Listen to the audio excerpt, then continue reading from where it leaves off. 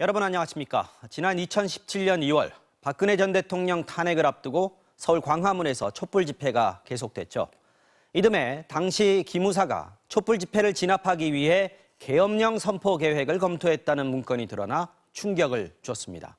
이 문건 작성을 지시하고 상부에 보고했다는 의혹을 받고 있는 조현천 당시 국군 기무사령관이 오늘 도피 생활 5년여 만에 돌연 귀국했습니다. 네, 그동안 귀국하지 않고 도주하신 이유가 뭡니까? 도주한 게 아니고요. 귀국을 연기한 거죠. 네, 꽤 여유 있는 모습인데요. 하지만 최근 조 전 사령관의 부하 직원에 대해 유죄 판결이 확정된 사실이 MBC 취재 결과 확인됐습니다. 법원은 계엄령 문건의 위법성을 폭넓게 인정하면서 조현천 사령관이 문건 작성을 지시하고 또 보고받았다고 판결문에 적시했습니다. 김상훈 기자의 단독 보도입니다. 촛불 시위가 한창이던 지난 2017년 2월 국군 기무사령부가 만든 계엄령 검토 문건. 주요 시설에 군부대를 투입해 통제하는 방안을 담았습니다. 2018년 군 검찰 합동수사단이 수사에 나섰지만 책임자인 조현천 전 기무사령관은 미국에 있었고 수사는 흐지부지 됐습니다. 부하 직원 3명만 고작 계엄령 검토 조직을 위장해 예산을 타낸 혐의로 법정에 섰습니다. 당시 기소된 기무사 전 참모장 소강원 소장, 예편해 민간인 신분이 된 소 전 참모장에게 유죄 판결이 확정된 사실이 확인됐습니다. 지난달 항소심을 맡은 서울 서부지법이 군사법원의 무죄 판결을 깨고 유죄, 벌금 1,000만 원을 선고한 겁니다. 재판부는 위법성을 폭넓게 인정했습니다. 소 전 참모장은 간첩 대응 방안을 연구하는 TF를 만들었다며 예산을 타냈는데 재판부는 계엄 문건의 위법 가능성을 알고 조직을 숨기려 했다고 봤습니다. 어느 부대가 시위대를 통제할지, 국회 반발은 어떻게 막을지 검토한 건 모두 직무를 벗어난 위법으로 못 박았습니다. 조현천 당시 사령관 책임도 분명히 했습니다. 사령관 지시에 따라 계엄령 문건 TF가 구성, 운영됐다. 문건을 사령관에게 4차례 보고했고 사령관이 3차례 수정 보완을 지시했다고 판결문에 적시했습니다. 기무사가 합법적인 계엄 실시 기관을 배제하고 나서서 엉뚱한 계획을 짰다는 것이 위법하다는 것을 판결문으로 받아낸 최초의 사건. 법원은 정권 교체 뒤 계엄령 검토 문건을 훈련 비밀인 척 급조해 은폐한 것도 사실로 인정했습니다. 소 전 참모장은 대법원에 상고했다. 돌연 상고를 취하해 판결이 확정됐습니다. 함께 기소된 부하 1명은 군사법원 판결이 대법원에서 확정됐고 예편한 대령 1명은 민간법원에서 항소심 재판이 진행 중입니다. 국민의힘 국기문란 TF 민간위원으로 활동해온 소 전 참모장은 세월호 유족 사찰 혐의로도 유죄 판결을 받고 지난달 법정 구속됐습니다. MBC 뉴스 김상훈입니다. 네, 이어서 다음 소식 전해드리겠습니다. 집에서 잠을 자던 중에 발생한 화재로 세상을 떠난 나이지리아 남매들의 부모가 사고가 난 지 이틀 만에 빈소를 찾았습니다.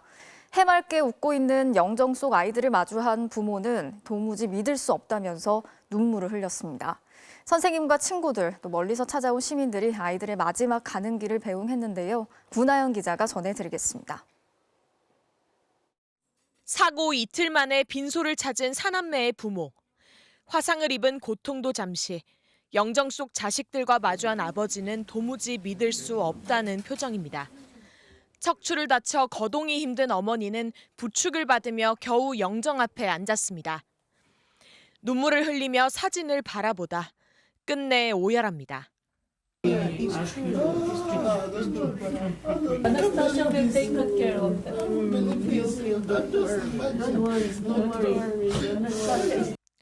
지자체 등의 도움으로 사고 하루가 지나 차려진 빈소. 과자와 음료수, 인형이 놓였습니다. 학교 선생님과 친구들이 생전에 주지 못했던 걸 가져다 놨습니다. 이것은 초코파이 너무 좋아하니까 제일 좋아하는 캐릭터예요. 아나스타샤. 얼굴 한번 본 적 없지만 이들 사남매의 딱한 소식을 접하고 멀리서 찾아온 조문객도 있습니다. 과자 2봉지를 챙겨왔다고 합니다. 노원에서 왔어요. 육수 먹고 제 기초연금 조금이라도 보탬이 될까. 애기들 좋아하는 과자 조금이라도 사줘. 화재 당시 급박했던 상황도 추가로 확인됐습니다. 거실에서 혼자 자고 있던 아버지. 잠결에 연기가 가득 찬 걸 보고 안방문을 두드려 식구들을 깨운 뒤 밖으로 나가 창문을 깨뜨렸다고 경찰 조사에서 밝혔습니다. 하지만 불길이 삽시간에 번졌고 이를 지켜보던 주민들이 아버지를 만류해 사남매를 구하지 못한 것으로 전해졌습니다. MBC 뉴스 구나연입니다. 코로나19가 일상을 바꿔놓은 지 3년. 많이 회복되긴 했지만 우리는 언제쯤 이전 같은 완전한 일상으로 돌아갈 수 있을까요? 정부가 오늘 그 청사진을 내놨습니다. 완전한 일상 회복으로 가는데 모두 3단계를 거치는데 약 한 달 뒤 5월 초부터 그 첫 번째 단계가 시작됩니다. 그러면 당장 확진자 의무 격리 기간이 7일에서 5일로 줄어드는데요. 그 밖에 단계별로 어떤 점이 달라지는지 박소희 기자가 자세히 전해드리겠습니다. 지난주부터 대중교통에서도 마스크 착용 의무가 해제됐지만 코로나19 신규 감염자는 10,000명 안팎에 머물고 있습니다. 확산세 없이 안정적입니다. 정부는 3단계 일상 회복을 선언했습니다. 먼저 위기 단계를 심각에서 경계로 낮춥니다. 1단계 조치로 5월 초에 코로나19 위기 단계 하향 여부를 결정하겠습니다. 5월 초는 세계보건기구가 코로나19 비상사태를 끝낼 것으로 예상되는 시점입니다. 1단계 조치에선 확진자의 의무 격리 기간이 7일에서 5일로 줄어듭니다. 매일 발표하던 신규 확진자 통계는 일주일 간격으로 공개합니다. 1단계 이후 한 2-3달 정도 살펴볼 필요가 있다고 생각을 하기 때문에 5월 초 정도에 저희가 이제 단계 조정을 한다면 그 한 7월 정도로 예상을 하고 있습니다. 2단계에선 코로나19 감염병 등급이 2급에서 4급으로 낮아집니다. 확진자 격리와 마스크 착용 모두 의무가 아닌 권고로 바뀌고 선별 진료소 운영도 종료됩니다. 검사비와 입원 치료비, 생활지원비 등 지원책도 감염 취약층을 제외하고 종료됩니다. 마지막 3단계가 되면 코로나19와 관련된 모든 방역과 의료 조치가 해제되고 독감처럼 보통의 감염병으로 관리됩니다. 완전한 일상으로 돌아가는 이 시기는 내년쯤으로 예상됩니다. 다만 전문가들은 코로나19가 토착화하는 데 따른 대비도 필요하다고 말합니다. 다른 호흡기 감염병하고 같은 수준에서 이 코로나19가 다루어질 수 있어야 할 텐데 특정한 의료기관에서만 환자를 보는 상황이 발생하는 경우가 있거든요. 또 3단계 일상 회복이 가능하려면 고위험군을 철저히 관리하고 일상에서 아프면 쉬는 문화가 뒷받침돼야 한다고 강조합니다. MBC 뉴스 박소희입니다. 우리 경제를 떠받치는 두 축, 수출과 내수입니다. 그런데 여러 차례 전해드린 대로 쪼그라든 수출은 좀처럼 나아질 기미가 보이지 않고 있죠. 그래서 정부가 국내 소비를 키우는 데 힘을 주기로 했습니다. 우선 국내 관광 활성화를 위해 총 600억 원을 투입한다고 하는데 먼저 배주환 기자가 어떤 지원이 있는지 하나하나 알려드리겠습니다. 오늘 오후 인천공항 출국장. 평일인데도 해외로 나가는 관광객들로 북적입니다. 코로나 규제가 풀리면서 해외 여행객 수는 5개월 연속 상승해 코로나 발생 이전인 2020년 수준의 71%까지 급격히 올라왔습니다. 사실 비용이나 이런 거 생각했을 때 저는 해외랑 국내랑 큰 차이가 많이 없지 않나 생각이 들어서. 문제는 국내입니다. 해외에서 오는 외국 관광객은 늘지 않았는데 국내선을 이용하는 여행자 수는 오히려 지난해 10월부터 하향 곡선을 그리고 있습니다. 정부가 이런 분위기를 전환시킬 내수 활성화 대책으로 국내 여행을 지원하기로 했습니다. 총 600억 원을 투입하는데 숙박시설 예약 시 3만 원을 할인해주는 사업에 이 중 절반을 배정했습니다.